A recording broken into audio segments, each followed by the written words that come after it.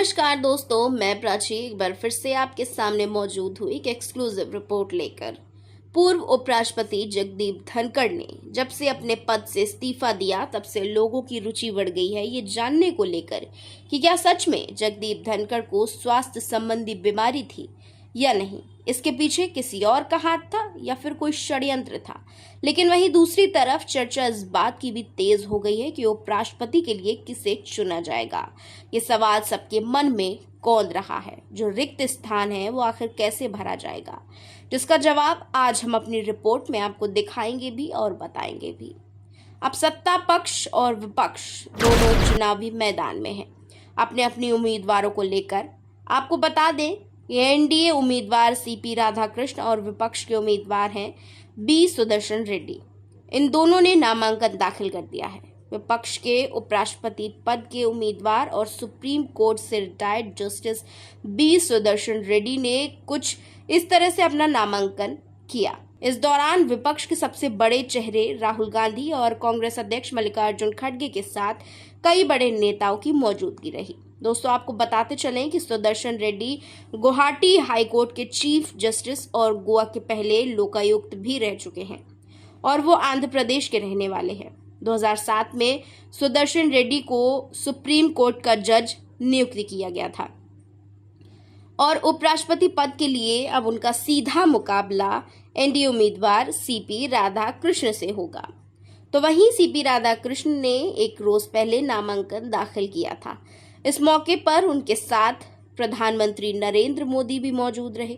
साथ ही बीजेपी अध्यक्ष जेपी नड्डा, रक्षा मंत्री राजनाथ सिंह और गृह मंत्री अमित शाह के अलावा केंद्रीय मंत्री नितिन गडकरी, किरेन रिजिजू और अन्य एनडीए के बड़े नेता मौजूद थे। एनडीए उम्मीदवार सीपी राधाकृष्ण की तरफ से कुल 4 सेट नॉमिनेशन फाइल किए गए, जिसमें पहले सेट में मुख्य प्रस्तावन के रूप में पीएम नरेंद्र मोदी के हस्ताक्षर हैं। अब उपराष्ट्रपति चुना कैसे जाता है, इसकी प्रक्रिया हम आपको बताते हैं।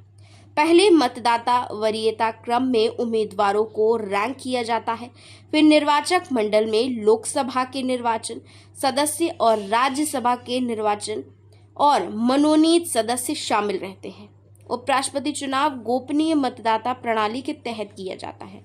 यह अनुपातित प्रतिनिधित्व प्रणाली के आधार पर होता है। साथ ही फिर सांसद अपनी पसंद के अनुसार उम्मीदवारों की प्राथमिकता तय करते हैं। जो सांसद होते हैं वो वरीयता क्रम में रैंक करते हैं और सभी वोटों का भार समान होता है। जीतने के लिए एक उम्मीदवार को एक कोटा हासिल करना होता है। आपको बता दें कि उपराष्ट्रपति का चुनाव 9 सितंबर को होगा और वोटिंग के दिन ही मतगणना होगी, यानी आंकड़ों के हिसाब से एनडीए के पास बहुमत है। चुनाव को वो आसानी से जीत सकती है, जबकि विपक्ष के पास बहुमत से कम संख्या है।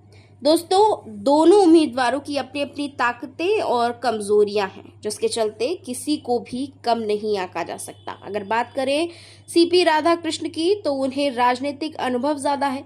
सीपी राधाकृष्ण को राजनीति में लंबा अनुभव है, जो उन्हें एक मजबूत उम्मीदवार बनाता है। दूसरा कारण ये भी है, सीपी राधाकृष्ण उस पार्टी के अंडर में है जो इस समय सत्ता में बैठी है, और जब सत्ता हाथ में होती है तो व्यक्ति के लिए कुछ नामुमकिन नहीं होता, सब मुमकिन ही होता है। और हो सकता है कि उपराष्ट्रपति चुनाव के लिए भी अंदर ही अंदर भाजपा की कोई गणना चल रही हो। बहरहाल, अगर हम सुदर्शन रेड्डी की बात करें जो विपक्ष के उम्मीदवार हैं, तो उनके पास जन समर्थन है।